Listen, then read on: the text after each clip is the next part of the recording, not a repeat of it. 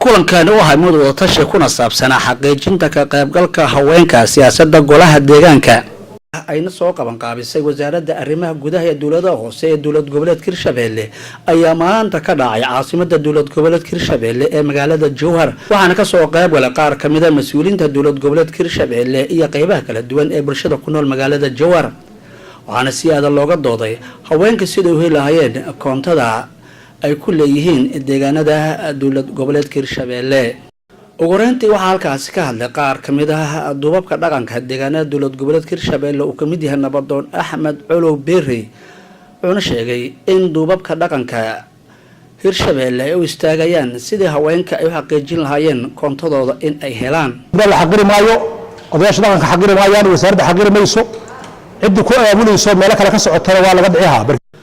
waxaan halkaas ka la gudoomiye ururka haweenka gobolka Shabeellaha Dhexe Madiina Cadow Colow iyo wasiiru dawlaha wasaaradda haweenka xuquuqul insaanka Saacdiin Maxamed Saacde Buris waxay si aada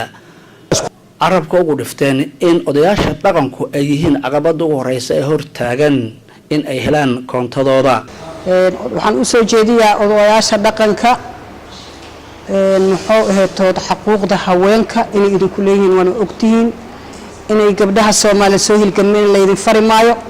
wixii aan leenahay oo shariicada islaamka ay nasiisa ayaan qaadanayna ka badan ma rabno kaalintan ku leenahay waan ka rabnaa wassalaamu calaykum daliil hadda dhaqanka loo aan maaragtay haween ahaan aan ka tirsanayn waxa dhacday iyadoo la dhisayay Hirshabelle hadii dhaqankii oo deegaanka joogay hiiraankii joogay iyo kii Hirshabelle joogay ee caasimadda Shabeellaha Dhexe wax talaabo ku leeyihiin inay wax ka qaybiyaan waxa qabiilka uu leeyahay sida hadda aan soo aragnay markii Hirshabelle la dhisayay wax talaabo ku meysanayn waxa jira xuquuq ka maqan haweenka oo 19 gabdhood ah oo baarlamaanka Hirshabelle markii odayaashii ay qaybsadeen waxoodii gabar keeni waayeen loogu daray si gaar ah inay u leeyihiin wali ma loo doontay waa maqanta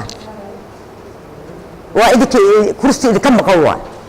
ugu dambeyntii waxaa qodbooyinkii soo gabagabeeyay wasiir ku-xigeenka wasaaradda arrimaha gudaha ee dawladda hoose ee dawlad goboleedka Hirshabelle Axmed Barise Haydar haweenka ku dhaqan Hirshabelle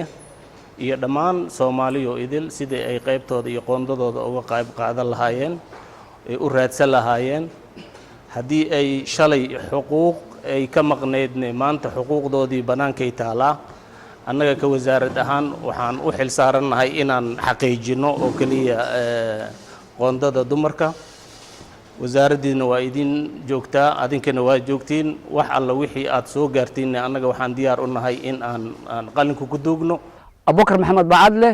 raadiyaha TV qaranka Soomaaliyeed caasimadda dawlad goboleedka Hirshabelle magaalada Jowhar